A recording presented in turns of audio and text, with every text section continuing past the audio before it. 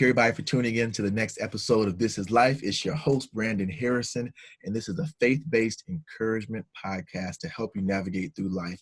And in this crazy season, we're all trying to navigate life together and trying to figure it out.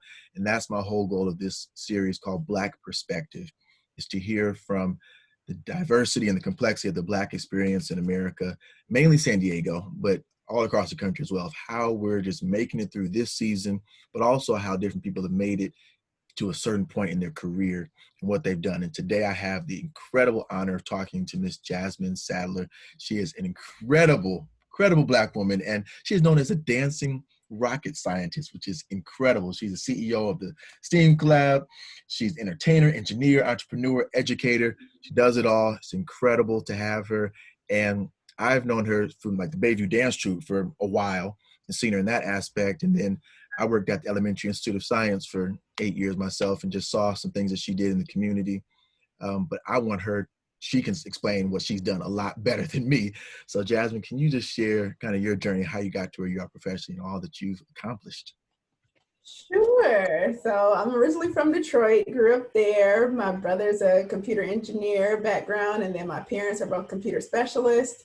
And so growing up, I was in dance a lot. My parents put me in everything and saw what I liked the best. So I started off figure skating, then dancing, gymnastics, golf, done softball. Wow. Bowling, something like that.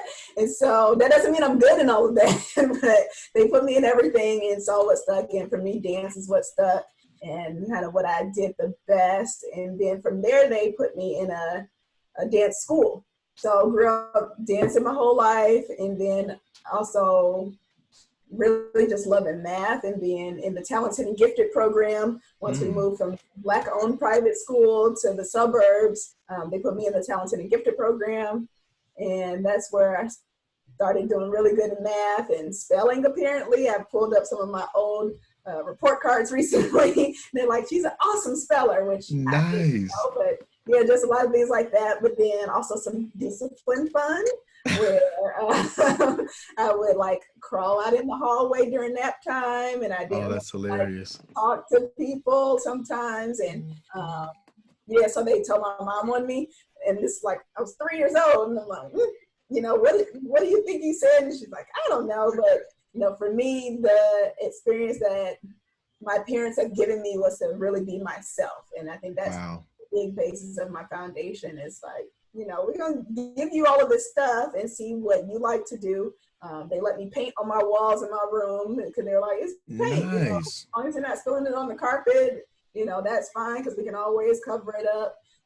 Different things like that. They just gave me creative license to do a lot of different things. So that's a bit about my upbringing. But then in school, rocking out in math and science, started teaching my classmates algebra in class, during class, and so teaching like that. But you know, if they're teaching it in a way and I'm understanding it differently than they're teaching, but I'm like, well, if we get the same answer, I'm gonna just do it my way. And when we get the same answers, then I started turning around, okay, so this is how I did this, you know, and started teaching my classmates that way during class, and that's what motivated me eventually to do a tutoring company. So that's what the basis of my company was, is math tutoring to get kids to love math as much as I do. And so around the time I'm in high school, that's when the space shuttle disaster happened. And that's when I'm in a lot more engineering type programs. So similar to Elementary Institute of Science and things like that, things out of school time. Right. So I got most of my dance experience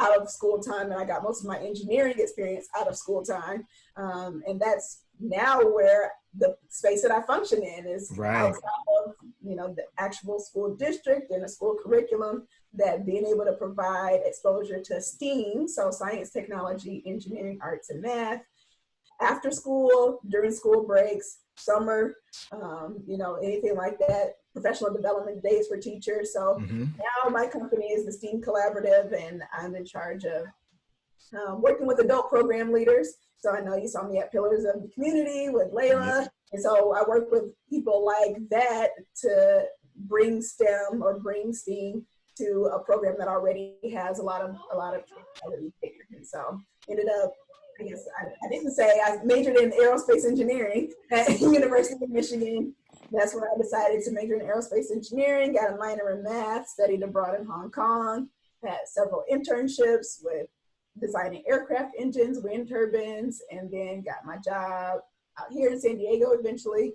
Been here for 8 years and quit my job as an engineer after 10 years and just doing the student collaborative full time now. Jeez. Oh man, that is a lot to have accomplished already at such a young age. I mean, that's inspirational. That really is.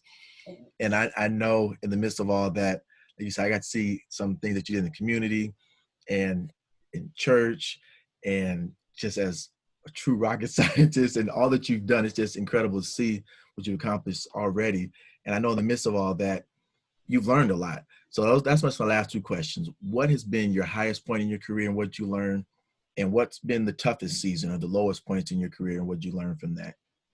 So yes, I will start and probably end with God is faithful. Yeah. God is faithful. So yeah, just even the stuff that, I named off that I've done, of course, I didn't do it. I didn't know what I was doing. I was just following the path that God gave me and had me follow. So I didn't really see it growing up that I was doing major things. I was just doing the next thing. And it was like, for me, even in my 20s, I'm just like, I just went to school for 4 years. Everybody goes to school for 4 years. Like, that's nothing major that I'm doing. And then, of course, people are like, no, not everybody goes to school for aerospace engineering. Yeah. Not everybody ends up, graduated in engineering and still dancing and still doing the things that you love. Right. So, yeah, that's part of it. And so that's really what I try to push, is like, try to bring your whole self, or at least if you can't bring your whole self to work or, your classroom, then still do that stuff outside of the classroom. And so now that things are getting so connected because of distance learning, now people are coming to me as their primary educator. Right. Before, places like elementary and student science, are supplementary after school, out of school time things. And now they're coming to us saying, what can we do? Help. So, like, teach me. Like, my student that I tutor, she hasn't had a formal education in math since March. Like, the only stuff that she's learned in math has been from me. Wow. And I'm not a certified teacher, but I'm still teaching her more than she's ever learned or will have in these past few months. So all of that is a big part of it. But then, so that's one piece. But I guess to answer the question, just like the lowest point in my career, time I cried at work, went in the bathroom, didn't see me cry. But when I'm doing all of these diversity efforts, while in school, so I was in school for my MBA at Point Loma Nazarene University.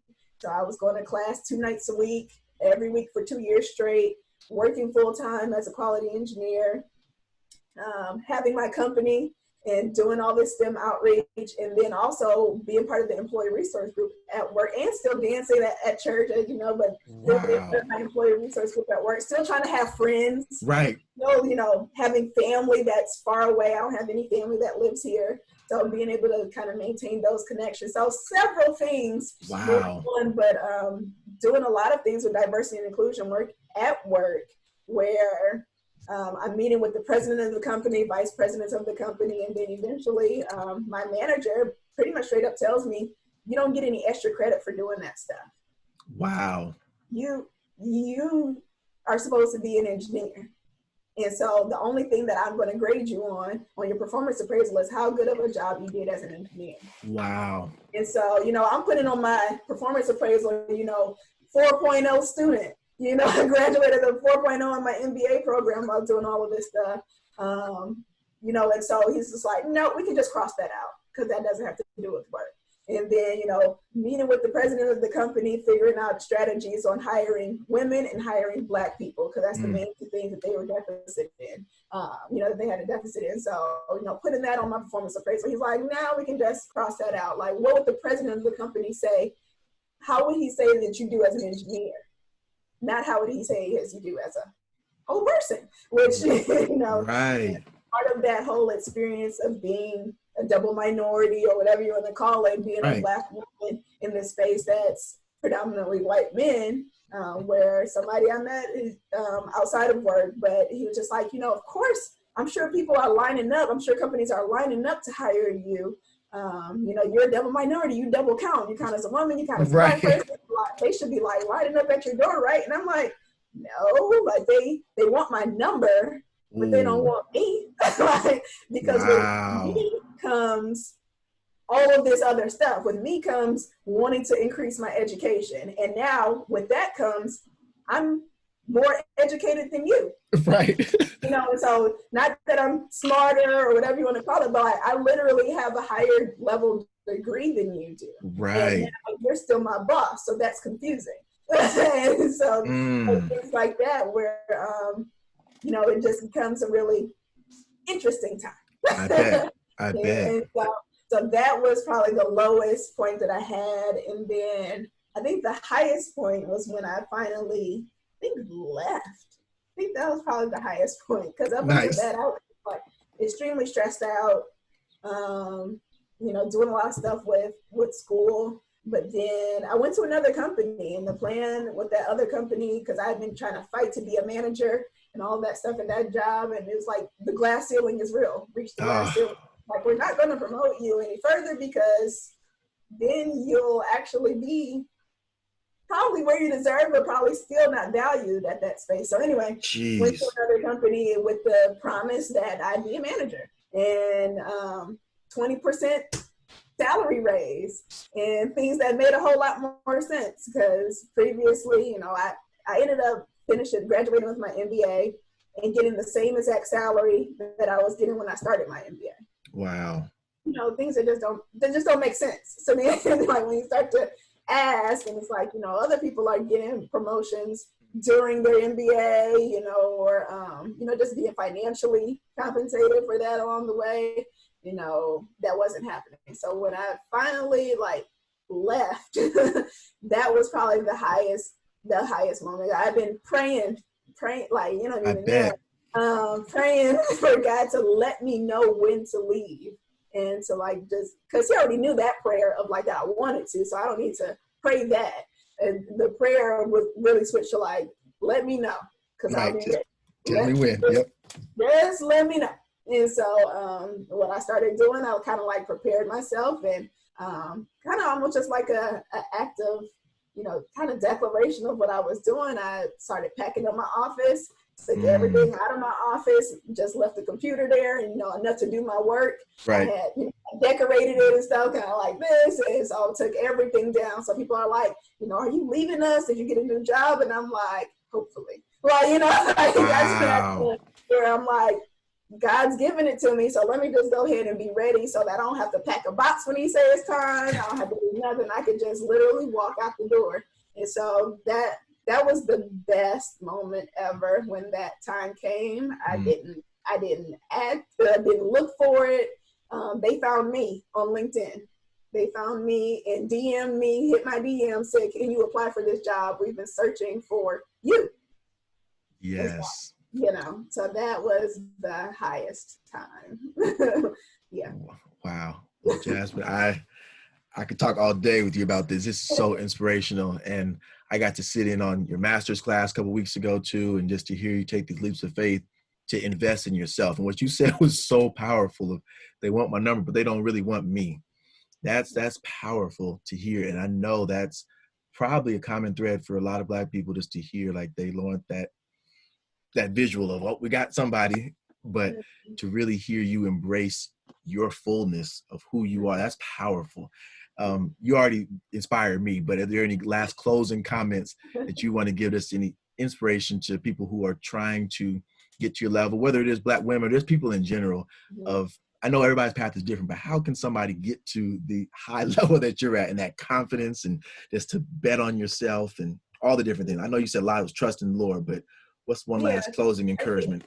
A part of it is when you say to get to the level that I'm at, it's just get to where God wants you to be. That's good. So to be able to understand what that is for yourself. And so it took me a while to realize, like I said, that I was gifted and what that meant. And that I have the capacity to handle a lot.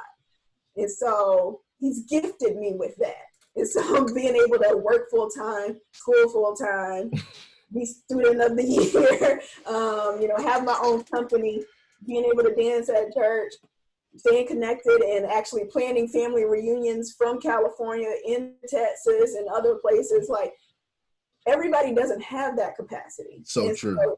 So for me, it's been more of a lesson to give other people grace and give them the space, and, don't expect them to be like me. And so a lot of times we tell other people, don't expect to be like me, but then it's hard for me to also remember I also can't expect them to be like me. Correct. And so that's been a big piece of it, where understand where God's purpose is for you, and then do what you need to do to plan that out and do it. If that means a vision board, if that means writing it down, do that, but don't compare yourself to others. Yeah. Then just all of the things that you've experienced in life was on purpose. It all works together. So for me, being an aerospace engineer wasn't meant for me to be an aerospace engineer. I didn't go to school for aerospace engineering to be the best aerospace engineer.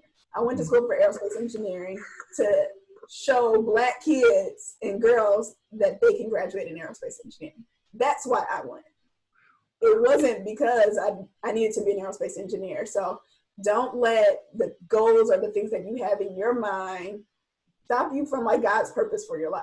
Because, once you can identify that, and so mine is to create this space of alternative education where kids have the confidence to eventually, be a professional in science, technology, engineering, or math, but from an artistic perspective, that they're able to bring their whole selves to that. And so that's my life's purpose. And what God has shown me is a STEAM university and a gospel orchestra and custom built theaters around the world and an academy and housing. So that's what God gave me. And so I have to figure out how to get it done. And so if I were to spend 30 years working as an engineer, not to say that it won't get done, right, but that I'm squandering the gift that God gave me and the blessing that he gave me to do it. Yeah. Wow. That is so good, man. Okay. I want to respect your time. Last thing, you just said it, but how can people support you? How can they follow you on social media? How can they financially support you? What projects are you working on now that people can say, hey, I want to support what Jasmine's doing and keep in touch? Because everything you said, people don't want to, there's something wrong with them, because that's everything you just said is, I want to support. So how can people support you? Yeah, so donations are always accepted and completely fine there. I work with a lot of youth organizations and the leaders of those organizations. So when they want to bring STEM into their curriculum, that's when they really reach out to me. Or when they already have a STEM curriculum but want to innovate it, want to get more students into it, then that's also when they hire me to do some things like that. So being able to even fund something that I'm doing this summer is with BayPAC, the Black political group in San Diego. And so they got a grant where they could put on an education program. So they're hiring me to do a math tutoring summer kind of catch-up program for them. And so if you fund organizations like that or donate, especially at a higher level to organizations like that, and with the stipulation that they have to hire me to run it for them or contract me or something like that, that's awesome.